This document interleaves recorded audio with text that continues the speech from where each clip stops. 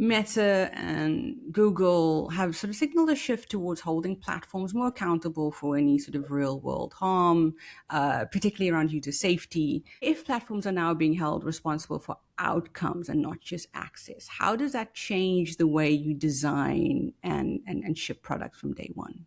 My take on the meta scenario is, first of all, I mean, it might be quite a hot take, but a 20-year-old suing a multi-billion-dollar company, should it not be down to the parents giving them access to a device that then runs that software?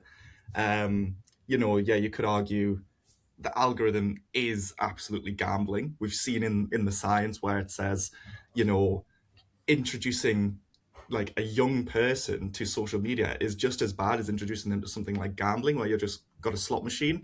That is really bad, especially when your frontal lobe isn't really fully developed. So I'm not surprised that this person was addicted.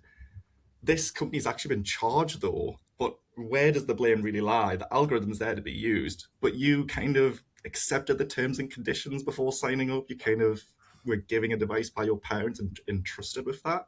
I think I'm kind of in the same space with this. So I did media and cultural studies at university. So from like between like 1999 and 2002 or something like that. So pre kind of social media and pre a lot of internet stuff.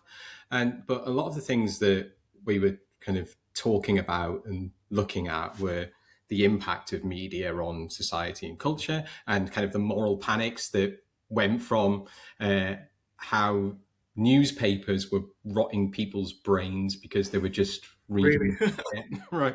right through to kind of stuff like the video nasties panic of the 1980s and stuff like that. And I think the narrative around social media is quite like that.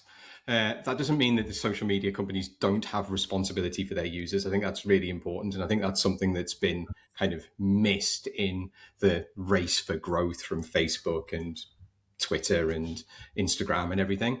I think social media companies have a responsibility to their users, and they have an obligation to be operating in an ethical, sustainable, kind of moral way.